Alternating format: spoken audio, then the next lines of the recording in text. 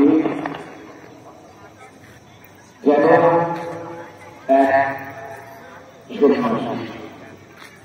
তোমাকে দেখে মনে হয় আশ্রম বালকের সামনে দাঁড়িয়ে তুমি সব দেখছ নিজের চোখে। তোমাকে দেখলে মনে হয় তুমি অনন্য, তুমি আমার গুরু, গুরু ব্রহ্মা, গুরু বিষ্ণু, গুরু মহেশ্বর, গুরু দেব পরম ব্রহ্ম, তস্মৈ শ্রী গুরুবে নমঃ।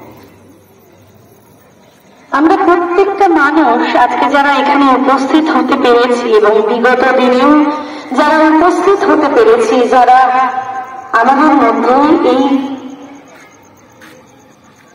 1008 মা আরাধ্যা দেবীজি এবং 108 মা আরাধ্যা দেবীজি এবং 1008 শহীদ বাবার আশীর্বাদ গ্রহণ করেছি।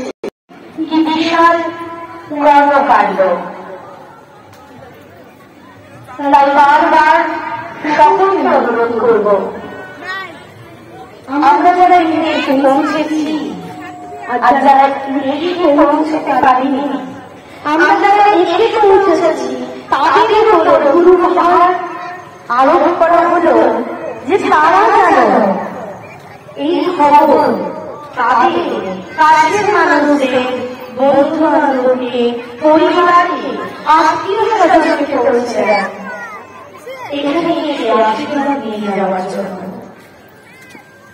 কারণ তাদের চরমে আমরা যখন যে মুহূর্তে আশীর্বাদ নিতে পারব, সেই মুহূর্তে থেকে আমাদের জীবন অনেক সহজ হবে এবং বাবাজি এবং মা বলে চলেন সকল কথার মাধ্যমে কি করে আমাদের জীবন অতি সহজ হবে। আমরা বাবাজিও এবং 108 আরাধ্যা মা তারা তাদের কথা মন দিয়ে শোনেন এবং তাদের পরামর্শ আগামী দিনে পথ চলার পাথেয় হয়ে ওঠে। আমরা এই বাবাজিকে পেয়ে শুধু বাংলা নয়, ভারত নয়, সারা বিশ্বের মানুষ একজন বিশ্ব নেতা হিসেবে আমরা পেয়েছি। আধ্যাত্মিক নেতা, আধ্যাত্মিক চেতনা যার কাছ থেকে আমরা পাই, যিনি আমাদের আধ্যাত্মিক পথকে আরো মসৃণ করে দেন, যিনি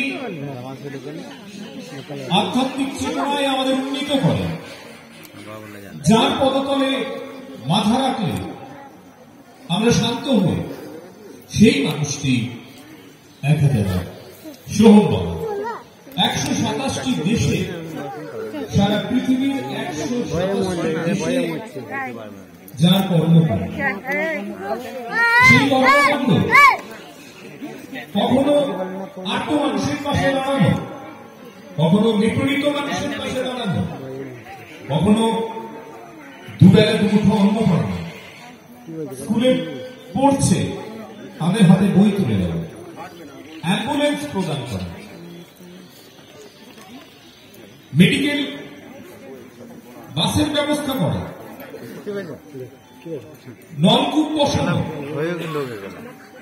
দুর্গত মানুষদের পাশে দাঁড়ানো, আইলা আমফানের মতো যে প্রাকৃতিক দুর্যোগ, সেই